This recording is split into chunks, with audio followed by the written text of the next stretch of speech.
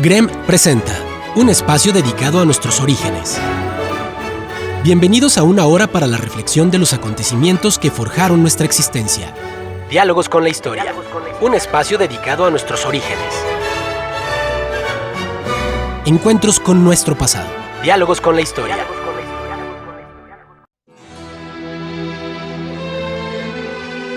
Muy buenos días, estimados amigos del Grupo Radio Estéreo Mayra. Hoy es sábado 7 de enero de 2023. Este es nuestro primer programa del año y aprovechamos para desearles lo máximo de sus esperanzas, anhelos y oportunidades en este año que empieza. Además, es un grato placer darle la más cordial bienvenida a esta mañana de historia. Gracias, muchas gracias por la oportunidad de convivir a través de esta pasión. Soy Luis Alberto Vázquez Álvarez. En este programa platicaremos de ese gran personaje que cambió toda la historia universal, quien para miles de millones de seres humanos es la personificación de Dios mismo. Pero nosotros hoy comentaremos de su paso por la tierra, como individuo que dividió en dos eras la humana vida. Jesucristo histórico, Jesucristo en la tierra. Y recuerden, distinguidas damas y caballeros amantes de la historia, que para nosotros escuchar sus opiniones nos enaltece, eleva nuestra calidad humana. Por ello les invitamos a que con toda confianza nos brinden su visión del tema y nos honren con ella. Con mucho agrado damos la más cordial bienvenida a nuestros distinguidos invitados. Ignacio Alfonso Salcido Dávila, licenciado en Derecho y maestro en Derechos Humanos, dedicado al libre ejercicio de la abogacía. Un placer saludarlos, doctor Carlos, un placer estar aquí también con el auditorio y un honor estar aquí en su primer programa del año.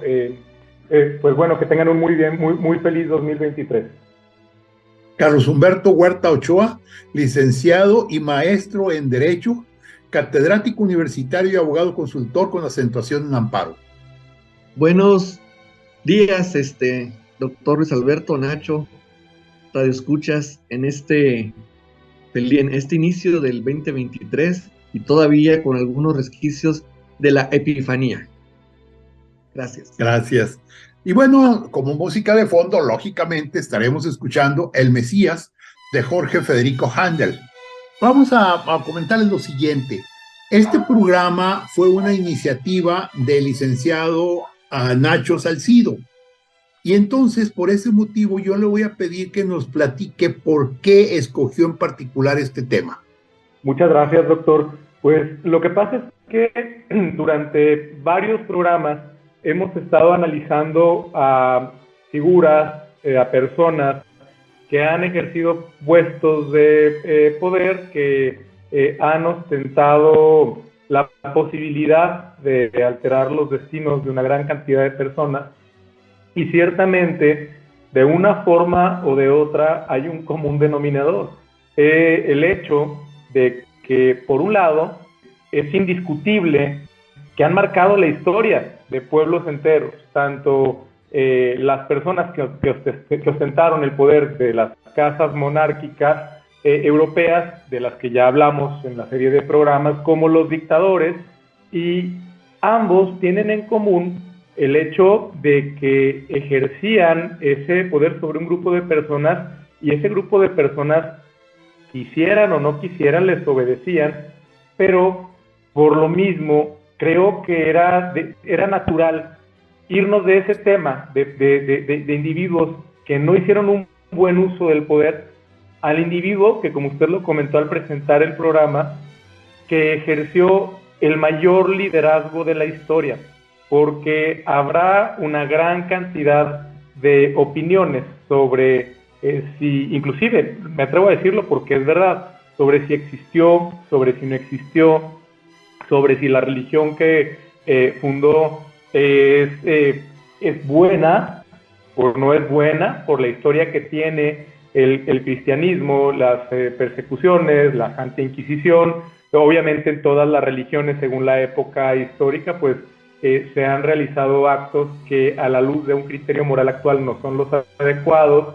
Y al margen de la opinión que se tenga, lo cierto es que es innegable que este líder que estamos examinando y al que me voy a referir en su aspecto de hombre, no como Dios, porque estamos analizando de la referencia al Jesús histórico, que este líder, que este hombre que sí existió, y ahorita vamos a ver por qué sí existió, es decir, la opinión de las personas que han consagrado su vida al análisis de los documentos históricos concluyen que hay referencias suficientes para poder afirmar que sí hubo un hombre llamado Jesús de Nazaret, que sí le decían el Cristo, que sí era un gran líder, y está debidamente asentado en documentos que tienen validez histórica. Pero lo cierto es eso, que él vivió hace 2023 años, ¿sí? Y al día de hoy, el liderazgo que ejerció es el que orienta la vida de más del 30% de la población mundial. Entonces, ¿cómo no íbamos a pasar de analizar a los reyes que ostentaban precisamente un poder divino, pero que les venía simplemente por obedéceme porque tengo el poder divino, en lugar de obedéceme porque vengo a salvarte, como era la premisa de la que partía Jesús en sus enseñanzas? Y de allí podemos analizar de qué dependió también el éxito de su liderazgo. Es decir, nos vamos de lo más reprobable, que son los dictadores, porque el último programa que tuvimos fue de dictadores, a lo más loable, que es cómo se ejerce un buen liderazgo.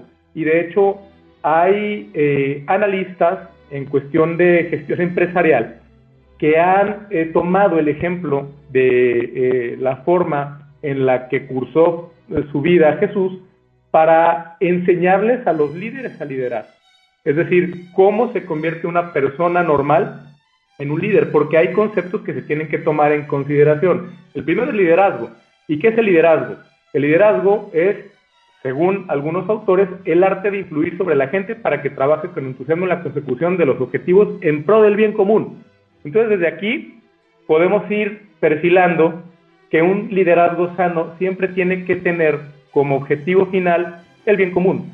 Y entonces, ¿podemos decir que los dictadores que hemos analizado eran líderes? No.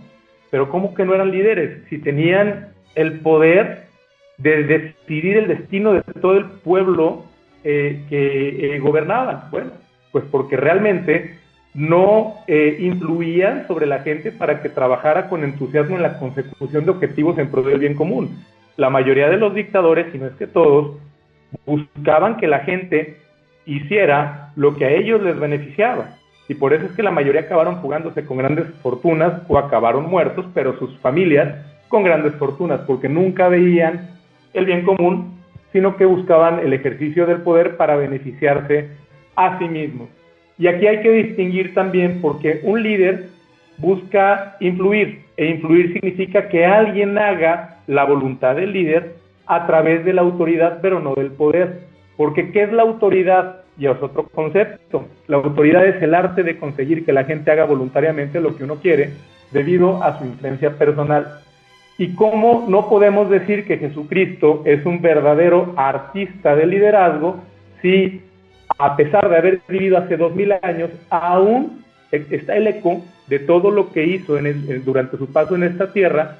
Porque lo que él quería era que las enseñanzas que él vino a dejar en el mundo se convirtieran en marcadores que orientaran la vida de las personas. Y actualmente eso sigue siendo así, y no nada más sigue siendo así, sigue siendo la mayor religión mundial, ¿sí? Entonces podemos decir que la figura de Jesús no nada más tiene un interés para las personas que tienen la creencia religiosa del cristianismo, en cualquiera de sus vertientes, sino que también tiene un interés para analizarlo como individuo, porque nos puede servir como ejemplo de cómo vivir una buena vida al margen de las concepciones religiosas que se tengan. ¿Por qué? Porque él ejerció el liderazgo y ejerció autoridad sin tener ningún poder. ¿Y por qué digo que sin tener ningún poder? Porque a diferencia de la autoridad, que la autoridad es el arte de conseguir que la gente haga voluntariamente lo que uno quiere debido a su influencia personal, el poder es la capacidad de forzar o coaccionar a alguien para que ésta, aunque preferiría no hacerlo, haga nuestra voluntad debido a nuestra posición o fuerza. Y entonces, si analizamos las referencias de cómo, o de la posición que tenía Jesús al cursar por esta vida, el poder no tenía, porque no tenía la capacidad de forzar a nadie para hacer su voluntad.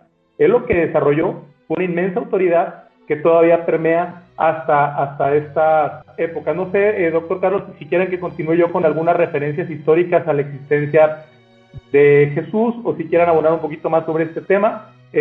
¿Continúo yo entonces o ustedes tienen algo que comentar al respecto? No sé, Carlos, ¿tienes algo que comentar sobre...? ¿Sí?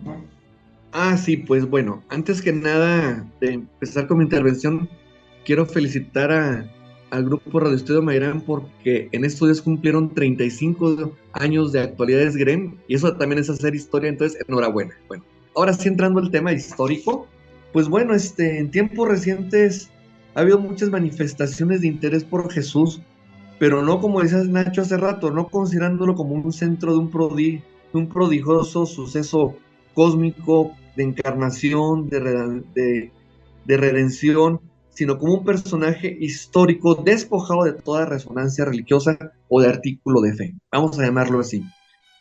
De que sí existió, por supuesto que sí existió, como dicen ahí los penalistas, más allá de toda duda razonable, y existió una serie de circunstancias pues muy, muy particulares, de lo que todavía quedan muchas reminiscencias en lo que hoy es el Estado de Israel.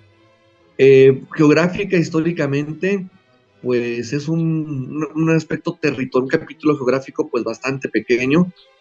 Me tocó conocer a un nativo de allá de israelita hace algunos años, por conexiones que en el caso comentar, y me decías, tú le das la vuelta a todo el Estado de Israel y te tardas 13 horas, y de la costa de las montañas, donde llegas, creo que es con Siria, si no me equivoco, hasta el Mediterráneo, pues son 7 horas, entonces realmente es un estado muy diminuto, y sobre todo el problema que le llaman Tierra Santa, porque es Tierra Santa para los judíos, es Tierra Santa para los palestinos y es Tierra Santa para los musulmanes. Entonces no tenemos que irnos a la literalidad de la religión para decir, bueno, a lo mejor esa no era tan literal, sino simplemente como un estado del bienestar, como un lugar donde puedes estar en paz, disfrutar de muchas bendiciones de tu creador. Entonces, motivo de muchas disputas desde aquellos tiempos. Entonces, en ese contexto, tenemos a un Jesús de Nazaret, en el que precisamente, pues sí, los evangelios describen una versión parcial de sus autores, y hay que reconocerlo como cuestión histórica, que es lo que estamos viendo. Los evangelios de Mateo, Marcos, Lucas y Juan no se inscribieron ni al mismo tiempo ni inmediatamente después de la muerte de Jesucristo por las versiones. Se habla inclusive una versión desde 40 o más años. Los que tuvieron contacto directo con Jesús, pues fueron Mateo, mejor conocido también como Leví, por haber sido recaudador de rentas. Juan, que él se autoproclama el discípulo que más amaba, se estimaba que era el más joven en aquella época, entre 15 y 20 años aproximadamente de edad. Marcos, de quien se dice que más bien es el evangelio de Pedro, redactado por su sobrino Juan Marcos. Y Lucas, que es una persona científica, médico, que según la tradición, ¿qué es la tradición? Bueno, son relatos que se transmiten a través de generación en generación, pero que no tienen no están plasmados en un papel escrito, vamos a llamarlo así. Se hablaba que era una persona cercana a la familia o al círculo de amigos de Jesús, posiblemente galileo, posiblemente judeo, por qué no decirlo hasta samaritano, ¿verdad? Y luego viene la versión de Jesucristo según Pablo, que Pablo materialmente no lo conoció, sino lo conoció a través de otro tipo de mensajes y señales espirituales. Entonces, en ese contexto, los 4 evangelistas, viendo desde el punto de vista histórico, son coincidentes en 3 aspectos importantísimos, que son primeros años, ministerio de Jesús y los últimos días, lo que popularmente conocemos como la Semana Santa. Como dato estadístico, el Evangelio de Mateo consta de 28 capítulos divididos en versículos. El de Marcos es el más Ramón, dicho con todo respeto, con 19. Lucas, que es el que no se tiene noticia que lo haya conocido personalmente, llega hasta 51 capítulos, y Juan llega hasta 23. Aquí tengo un cuadro histórico, que si quieren contactarme se los puedo mandar en fotografía, de cuáles son los puntos de coincidencia, los temas que se van tratando. Entonces, hay que analizar el aspecto histórico, pero también del pueblo judío. No me acuerdo si fuiste tú, doctor, o tú, Nacho, que marcó, que dice que Jesús divide 2 edades, es decir, antes de Cristo y después de Cristo. Y antes de que nos veamos a la pausa, quiero decir de que precisamente cuando Jesús nace es 65 años después de una primera dominación romana, pero no era una conquista como nos tenía acostumbrado el Imperio Romano. Simplemente llegan las tropas de Pompeyo, ven ellos ese poderío y se someten tácitamente. Pero eso, ya después del corte, quiero abundar un poquito más para diferenciarlo de eso o lo que fue la conquista, o en este caso lo que fue la destrucción del Templo de Jerusalén, precisamente el año 70 después de Cristo. Entonces, en el siguiente bloque sí quisiera que me permitieran continuar para abundar con más tiempo todo ese contexto político, sociológico, geográfico también que implicaba los tiempos de Jesucristo. Gracias, doctor, gracias. Gracias. Vamos a hacer una breve pausa. Al regresar, yo creo que empezamos continuando con la comprobación histórica de la existencia de Jesucristo para pasar al tema que tú nos estás platicando, Carlos. Vamos a hacer una breve pausa. El diálogo continúa después de esta pausa. Escúchanos en línea a través de www.noticierosgrem.com.mx. Diálogos con la historia. Q 91.1 FM. Es tiempo de continuar dialogando con la historia. Escúchanos en línea a través de www.noticierosgrem.com.mx. Diálogos con la historia. Q 91.1 FM. Regresamos a Diálogos con la Historia. Nuestro tema de hoy, Jesucristo histórico, Jesucristo en la tierra. Con nosotros, Carlos Humberto Huerta Ochoa e Ignacio Alfonso Salcido Dávila, ambos abogados, pero amantes de la historia.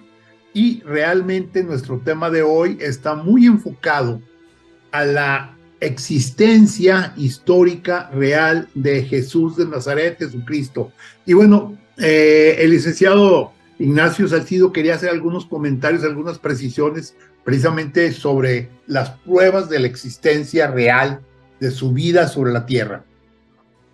Así es, doctor. Bueno, Carlos nos dio una muy valiosa intervención en relación a algunas referencias que se pueden extraer de los textos bíblicos y desde luego tienen valor como antecedentes de la existencia de Jesús, pero no faltará quien diga que al tratarse precisamente de documentos que provienen de fuentes que sirven para sustentar la religión, pues están en cierto sentido sesgadas.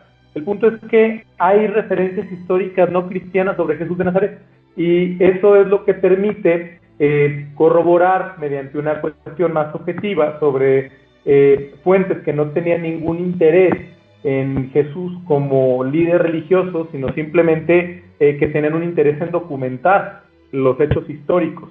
¿Y por qué? También es yo creo que alguna duda común que se tiene, ¿no? ¿Por qué no se tienen más referencias históricas? Porque ahorita lo veremos, que no sean cristianas en relación a la vida y obra de Jesús de Nazaret. Tiene mucho sentido, sobre todo por la forma en la que él ejerció su liderazgo, que lo vamos a comentar, entiendo, en el siguiente bloque, que en un primer momento, para empezar, vivió poco tiempo, él vivió 33 años. En segundo lugar, nunca tuvo como finalidad el ser un protagonista. Lo que él se consagró, y creo que estoy adelantando el final del programa porque esa es la base de todo el impacto que pudo tener en las personas, él se concentró en servir. Y por eso, al ser tan eficaz y al hacerlo de manera con tanta maestría, es que consigue fundar esta religión tan influyente. Pero no, en un primer momento no buscaba que los reflectores, válgame la anacronía, se centraran en él, sino que buscaba que se centraran en sus enseñanzas, en su mensaje y en el servicio. Al margen de eso, que creo que eso pudiera hacer que ayudar a resolver la duda de, bueno, ¿y por qué nos van a invocar tan pocas referencias históricas no cristianas? Pues bueno, ahora sí vamos a avanzar con el tema. La primera referencia no cristiana se tiene de Flavio Josefo en las Antigüedades Judías, que es una crónica proveniente de este historiador judío-romano que narra la historia del pueblo judío, y se considera que esa narrativa es razonablemente completa. En un primer momento se había estimado que en las crónicas de Flavio Josefo se contenía esta referencia, y por eso fue muy criticada. Ahorita van yo creo que pueden sacar las conclusiones de inmediato. Por aquel tiempo existió un hombre sabio llamado Jesús, si es lícito llamarlo hombre, porque realizó grandes milagros y fue maestro de aquellos hombres que aceptan con placer la verdad. Atrajo a muchos judíos y a muchos gentiles. Era el Cristo. Delatado por los principales de los judíos, Pilato lo condenó a la crucifixión. Aquellos que antes lo habían amado no dejaron de hacerlo porque se les apareció al tercer día resucitado. Los profetas habían anunciado este y 1000 otros hechos maravillosos acerca de él. Desde entonces hasta la actualidad existe la agrupación de cristianos. Como pueden ver, esta referencia pues podría suscitar muchas dudas porque claramente parece estar influenciada por las enseñanzas tanto de Cristo en vida, de Jesús de Nazaret, como de sus discípulos y de las referencias bíblicas sobre los milagros y la calidad que él tenía como enviado de Dios. Pero ese relato se pudo corroborar con una referencia que fue corregida en 1972 por Shlomo Pines de la Universidad Hebrea de Jerusalén, que anunció que descubrió un manuscrito árabe del historiador melquita Agapio que hacía referencia al pasaje de Josefo, pero que era expresado de una manera apropiada para un judío, porque de otra suerte no se entendía cómo un judío podía expresarse de esa manera. Y eso se corresponde de una forma muy estrecha con las proyecciones que se hacen en la referencia que se dio, pero quitando totalmente las referencias al catolicismo o al cristianismo. Y el texto de Agapio es así. En ese tiempo existió un hombre llamado Jesús. Su conducta era buena y era considerado virtuoso. Muchos judíos y gente de otras naciones se convirtieron en discípulos suyos. Los convertidos en sus discípulos no lo abandonaron. Relataron que se les había aparecido 3 días después de su crucifixión y que estaba vivo. Según esto, fue quizá el Mesías de quien los profetas habían contado maravillas. Entonces, como pueden ver, esta es una referencia más objetiva que hace referencia a que las personas referían hechos milagrosos, pero que no los da por ciertos, como cualquier persona que toma una fuente y la refiere como un dicho de la fuente, no como algo que les consta, y entonces se podría considerar que es la primera referencia histórica. Después hay una referencia de Plinio el Joven, quien entre los años 100 y 112 escribió una carta al emperador Trajano preguntándole acerca de cómo debía conducirse hacia los cristianos, y ese texto dice que además maldijeran a Cristo. Estos todos veneraron su imagen y las efigies de los dioses y maldijeron a Cristo. Hace referencia a Cristo, que acostumbran reunirse al amanecer y cantan un himno a Cristo casi como un dios. Entonces, esta es otra referencia histórica. Tácito aporta otra referencia histórica, este político e historiador romano, en el año 116 o 117, que alude también a una persona que toman de un tal Cristo, que en época de Tiberio fue ajusticiado por Poncio Pilato. Entonces, esto no nada más corrobora la existencia de Jesús de Nazaret, sino que lo sitúa en el contexto del relato bíblico. ¿Por qué? Pues porque la Biblia así nos relata que Jesús de Nazaret fue ajusticiado precisamente por Poncio Pilato. Después hay una referencia de Suetonio, que él alude a Crestus, a los judíos instigados por Crestus, los expulsó de Roma por sus continuas revueltas, y Gayo Suetonio, que también fue un historiador y biógrafo romano durante los reinados de Trajano y Adriano, pues hace alusión, pero refiriéndolo como Crestus, y la referencia es del año 120. Y hay una carta, que es la carta de Mara Bar Serapion, y según este documento, también tuvo existencia pues real la figura de Jesús de Nazaret. Doctor, son las referencias que se tienen por más acreditadas en relación a probar de datos no cristianos que sí hubo un personaje que se llamó Jesús, que sí se corresponden ciertos hechos de su vida con el relato bíblico y que sí era una figura que ejerció un liderazgo grande en su grupo de personas, entre aquellos que lo seguían.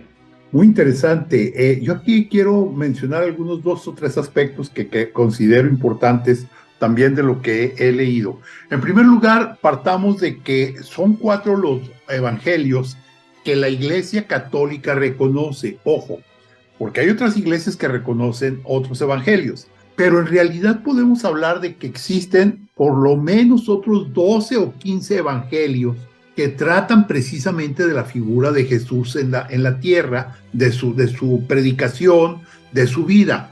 Están el de Felipe, están el de María Magdalena, incluso hay un evangelio de Pedro, hay un evangelio de Judas, un evangelio de Tomás, que son ahorita los que recuerdo.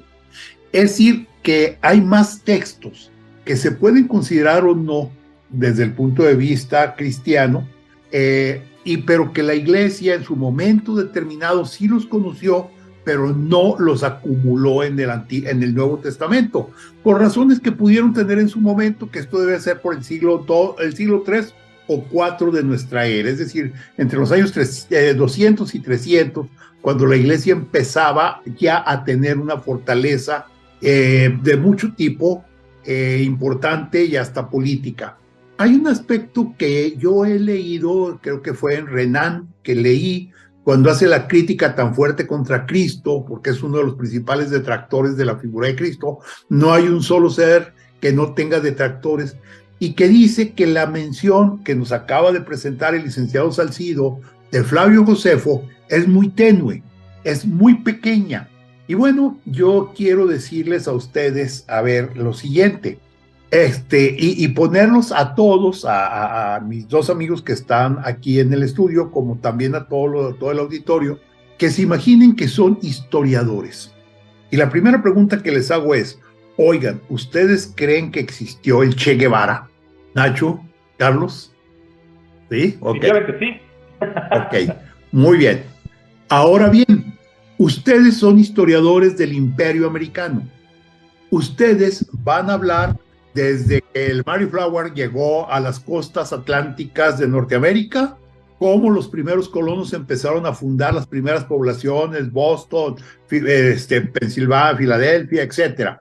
Y van a ir hablando de cómo fue desarrollándose el Imperio Americano, cómo se quedó con 2 millones de kilómetros cuadrados de México, cómo dominó a los indígenas y les quitó sus territorios, cómo se extendió hasta el Pacífico, cómo luchó contra Canadá para tratar de quitarle Ontario, y luego cómo se desarrolló durante la fiebre del oro y cómo fue creciendo. Cómo durante el siglo XX él y los Estados Unidos dominaron el mundo, dominaron América Latina, se metieron a la Primera Guerra Mundial, se convirtió en una potencia financiera, etcétera, etcétera, cómo en la Segunda Guerra Mundial crearon un imperio fabuloso, y cómo a fines del siglo XX, siglo XXI, tuvieron una potencia inmensa, militar, económica, política, hasta ideológica. Y luego hubo un individuo, un argentino, que anduvo luchando en una revolución de una pequeña isla del Caribe, que después se fue a Bolivia, y trató de crear un país de acuerdo a sus ideologías en Bolivia, y ahí fue asesinado. Ese señor se llamaba Ernesto Che Guevara. Díganme, ¿qué espacio le dedicarían en su historia sobre el imperio norteamericano al Che Guevara? ¿De qué tamaño sería el espacio que le dedicarían? Mínimo. Pues ínfimo, doctor, ínfimo. Pero existió por el Che Guevara. Pues seremos los historiadores de los otros datos, ¿no? A lo mejor, cada quien a su conveniencia. Así es. Yo, si fueres chica, diría, pues la culpa la tienen los tlaxcaltecas más que los españoles, porque fueron los verdaderos traidores a la patria. Bien. Sí, ¿no? Entonces, con esto yo lo que quería era demostrar por qué un historiador como Flavio Josefo menciona tan poco a Jesucristo. Porque en realidad la misión o la visión de Flavio Josefo era los judíos poderosos y el imperio romano. Era lógico. Claro. ¿Qué pasa con Suetonio? ¿Qué pasa con todos los demás que nos mencionaba precisamente el licenciado Salcido? Estaban enfocados en otro. Ahora, que existían los cristianos, bueno, pues existen todavía hoy. Que había que mencionarlos, sí, pero en ese nivel de mención, no llegar a esos niveles tan altos. No sé, nos quedan unos 3 minutos. No sé si quisieras, Carlos, mencionar algo de lo que fue tú empezabas a mencionar la parte correspondiente a la ubicación y la parte geográfica histórica de Israel después de la muerte de Cristo. Bueno, después de la muerte y durante la vida de Cristo, es una tierra de conflictos, porque es un eslabón entre Asia y África. No es lo más cercano a Europa, quizá lo más cercano en su momento ahora se considera parte de Europa, Turquía, pero no, o sea, el punto es así de de conflictivo. Entonces, los orígenes de Jesús, si se puede decir como orígenes, pues es la familia retratada como la Sagrada Familia que venían de Nazaret, que era una aldea norteña, no más allá de 1,000 personas según censos. Es más, de hecho Jesús nace dentro de la estadística del censo que ordena precisamente el César romano. El problema ahí es que cuando les dije, es la conquista aproximadamente en el año 63 y 65 antes de Cristo, se estimaba una población estimada de 1 millón de habitantes. Entonces, años después, lo que es equivalente al año cero, pues tendría que hacerse una depuración. Entonces, era una región conflictiva. Nazaret respecto de Belén, que era donde estaba la casa paterna de José el carpintero, era una distancia de 100 kilómetros, 150 kilómetros, en burro, y María iba a bordo del burro, entonces lo demás José se la aventaba a pie. Entonces, era ver caminos, que si bien es cierto había caminos, fueron los primeros caminos empedrados que hicieron los romanos. Ahí está testimonio e ilustraciones de eso. Todavía no he viajado a Tierra Santa, pero tengo documentos donde ahí se corrobora esa circunstancia, y ahí está registrado como el primer censo. Les decía en el corte que desde tiempos judíos había una broma entre los propios nazarenos que decían, bueno, es un pueblo tan insignificante que de aquí no ha salido nada bueno, en comparación como ciudades a las que se le dedican poemas como Jerusalén, como Sion, como el heroico Jericó, de aquellas murallas que son derrumbadas con trompetas, por decir un ejemplo, ¿verdad? Y era la parte norteña, la más insignificante, y la parte que voy a dedicar un capítulo cuando hablemos de la doctrina, lo que era el pueblo samaritano, que también tiene un antecedente histórico para justificar ese odio, porque también el tema de Cristo es una sociedad llena de mucho odio. ¿Es cuánto? Gracias. Magnífico. Vamos a hacer una hora de pausa. Al regresar, ya hemos platicado sobre la existencia. Ahora, ¿por qué seguimos hablando de Cristo hoy? ¿Cuál es la razón por la que sigue estando tan presente? Vamos a hacer una pausa.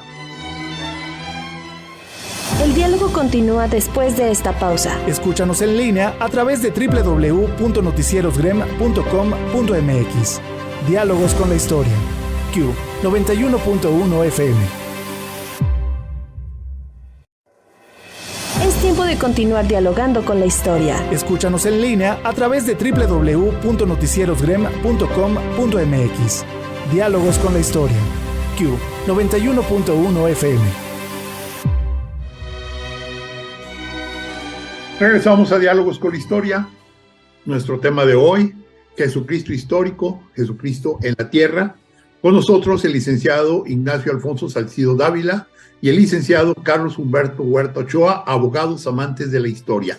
Y bueno, ya hemos platicado sobre lo que sería la presencia real, histórica, auténtica de Jesús de Nazaret, Jesucristo, sobre la tierra. Pero la pregunta más seria es, ¿por qué a casi 2000 años, porque se supone que él empezó su magisterio a los 30 años, estamos en el 2023, quiere decir que teóricamente si partimos de que el año 0 es cuando nace él, estaríamos en la vida el año 23 de su vida? ¿Por qué hoy, a casi 2000 años de distancia, seguimos platicando, seguimos hablando, seguimos tratando el tema de Jesucristo? Licenciado Salcido. Doctor, lo que pasa es que Jesús hace 2000 años tuvo la virtud de mandar un mensaje totalmente atemporal, así como hablamos de que el cristianismo como religión ha cursado necesariamente por los criterios morales por los que atraviesa el periodo histórico de que se trate. El mensaje que se analiza de la Biblia, que se desprende de la Biblia, es un mensaje, desde mi punto de vista, que no tiene vigencia, porque mientras mejor se aplica, mejor se vive, y mejor se vive no nada más como persona, sino como colectividad. O sea, el hecho de sentar una religión tan exitosa no solamente obedece a que ejerció un gran liderazgo, sino que el liderazgo que ejerció sembró una semilla cuyo fruto es enseñarle a la gente a vivir una buena vida, pero no nada más enseñarle a vivir una buena vida, porque lo que es una buena vida es sujeto a muchas interpretaciones, y para mí una buena vida podría ser perjudicar a los demás. No, el mensaje de Jesús es vive una buena vida, pero que de tal forma que los demás también puedan vivir una buena vida. Es decir, la enseñanza es ante todo el amar a todos como a uno mismo. De hecho, así lo cita, así se establece en la Biblia: amarás al Señor tu Dios y a tu prójimo como a ti mismo. Y luego hay otras referencias que dice que se amen los unos a los otros. Pero luego también vienen estas dudas de, bueno, pero, o sea, ¿cómo voy a amar a quien no conozco? Si el amor se supone que es el sentimiento más profundo que se puede tener por alguien y que implica una entrega total y que inclusive implica tener una relación afectiva con una persona, porque el amor se considera que es, en un estrato es un conocido y luego un amigo y luego alguien que amo, ¿no? E inclusive para hacer una vida en común con una mujer, bueno, pues la tienes que amar. Pero el punto es que esa definición de amor no es la definición de amor que se contiene en el texto bíblico, sino que el amor del que habla Jesús en sus enseñanzas es un amor que se llama amor ágape. Y el amor ágape es aquel que se puede realizar mediante decisiones propias para el bien de los demás, sin esperar nada a cambio. A diferencia del amor romántico, en el que siempre hay una especie de búsqueda de correspondencia, o del amor filial que se tiene también por los amigos, en los que sabemos perfectamente que una relación de pareja en la que hay un amor romántico se tiene que cultivar. Una relación con los amigos también se tiene que cultivar. ¿Y cuál es el amor ágape? El amor ágape es un amor que se sacrifica. Es decir, es un amor que implica el hecho de estar comprometido con la humanidad en general y buscar el beneficio de la mayor cantidad de personas, porque, y es donde ya volvemos al tema de cuáles son las enseñanzas de Cristo, su principal motivo por el que él visitó este mundo, según la religión cristiana, es que él vino a servir. Él vino a servir y vino a enseñar a sus discípulos precisamente a transmitir su mensaje. Por eso les dijo: seguidme y yo os haré pescadores de hombres. ¿Qué quiere decir? Que él les iba a enseñar los principios de liderazgo para poder construir esta religión que contiene los principios necesarios para una buena vida individual y una buena vida en común. Y esto de que vino a servir viene expresamente en la Biblia, porque el Hijo del Hombre no vino para ser servido, sino para servir y para dar su vida en rescate por muchos, ¿sí? Por eso es que el mensaje bíblico, doctor, es atemporal. Y también quizá, insisto, es el motivo, además de porque los historiadores estaban buscando documentar referencias sobre hechos que eran más relevantes en el pasado, que no se le menciona, porque aparte tenía muy... en el momento en el que salieron los principales relatos no cristianos, pues habían pasado menos de 200 años de que él había muerto y la religión cristiana estaba pero en ciernes, aún no existía esta institución con tantos seguidores, con tantos creyentes, tan estructurada. Y pues para un historiador que se dedica a analizar los hechos desde un punto de vista global, pues era una quizá de las tantas y tantas, porque recordemos que en aquella época eran muy comunes las personas que decían ser mesías y que pretendían sentar sistemas de creencias. Y bueno, el hecho de que este liderazgo de Jesús se ejerce mediante el servicio lo podemos ver en hechos como el hecho de lavar los pies a los discípulos, que es: no obstante que te digo que me sigas, yo te voy a servir a ti.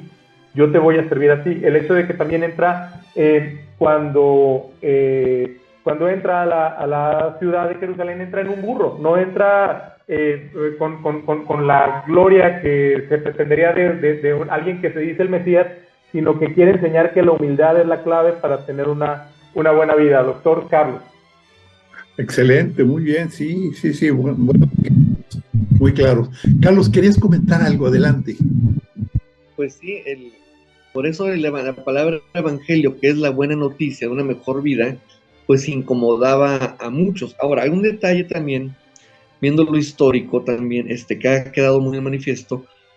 Jesús se expresaba en arameo, que era su dialecto nativo, que era un argumento, dicho con todo respeto, muy pobre, porque no tenía muchos sinónimos, significados. La palabra hermano es el hermano de sangre y carne, como los parientes más cercanos. Dicen, te buscan tu madre, tus hermanos, y se especula, conforme a tradiciones, que se trataba de ahijados, de primos lejanos. Inclusive se hablaba que inclusive José, su padre, había enviudado, y hay una tradición que habla de que María es asistida por una muchacha de nombre Salomé.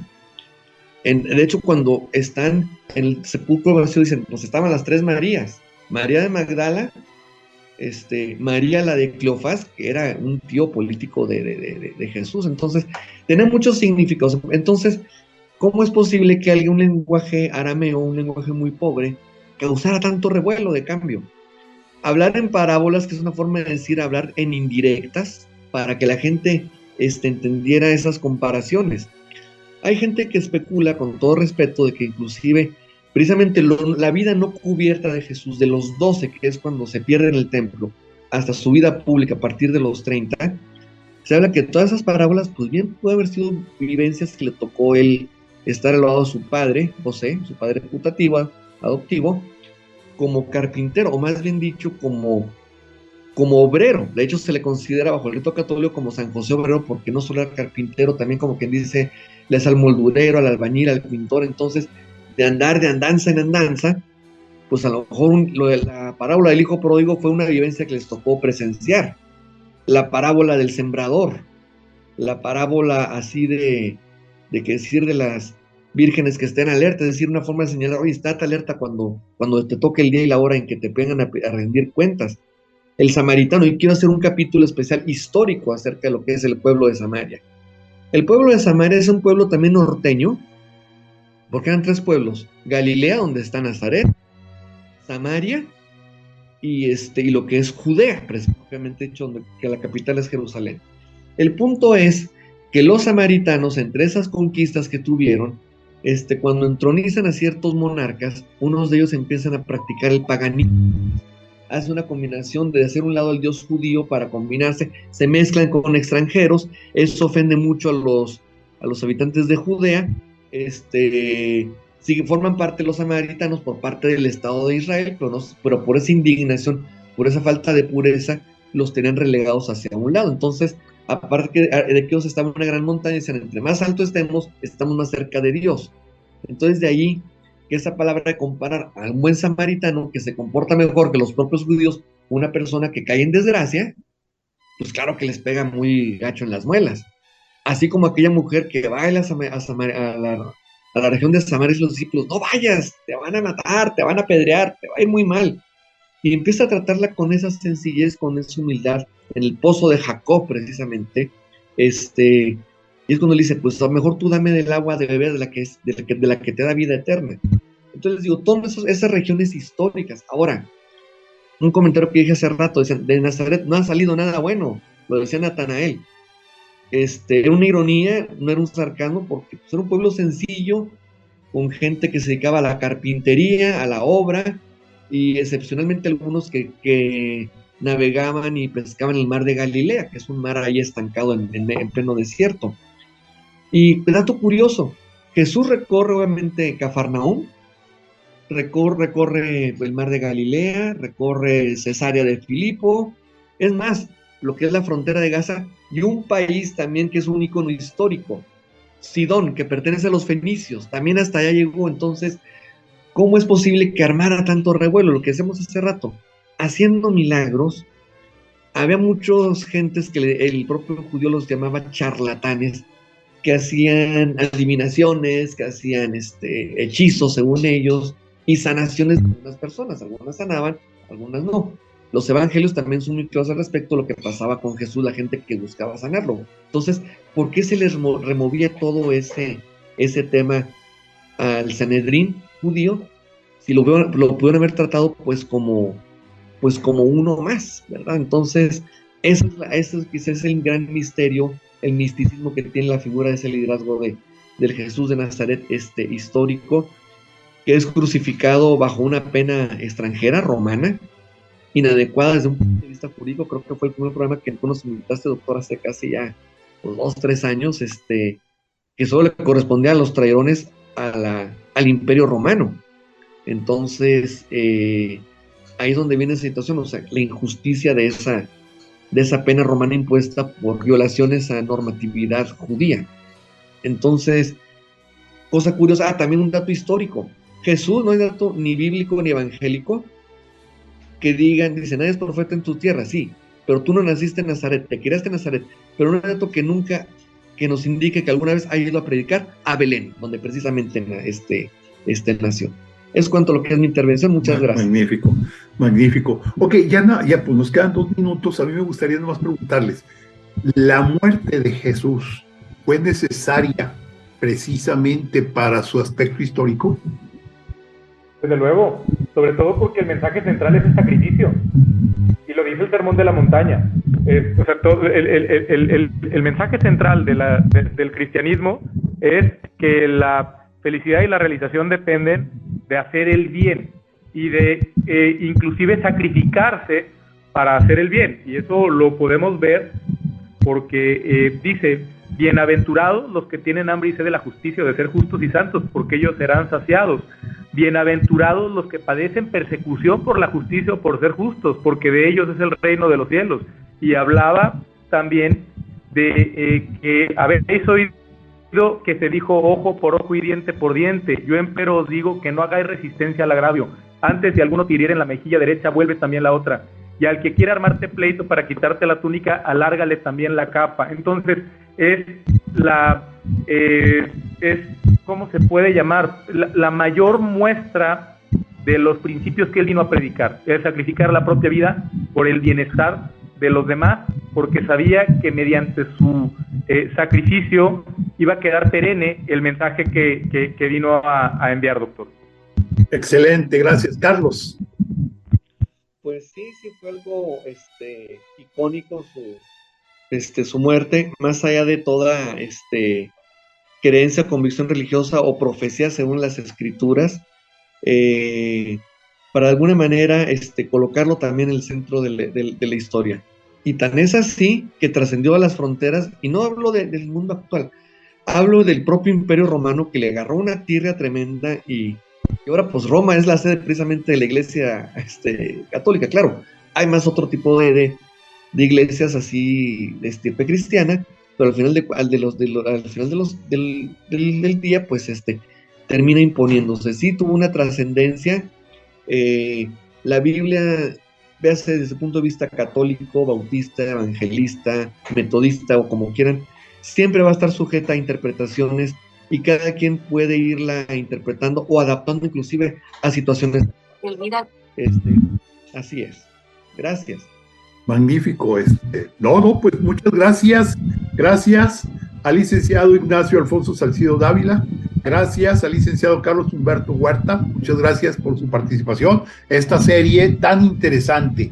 Muchas gracias a mi compañera Claudia Martínez Martel en la coordinación general, a mi compañero Roberto Ríos en la dirección de grabación. Y a ustedes, estimadas amigas, amigos, los esperamos el próximo sábado 14 de enero con el tema La historia del fútbol soccer, con el destacado empresario y promotor Gustavo de Villa. Muchas gracias.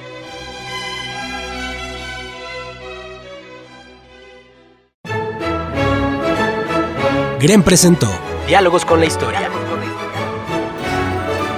La charla concluye por esta semana, pero nuestra raíz es extensa, por lo que te invitamos a debatir el tema en nuestra próxima emisión. Encuentros con nuestro pasado. Diálogos con la Historia.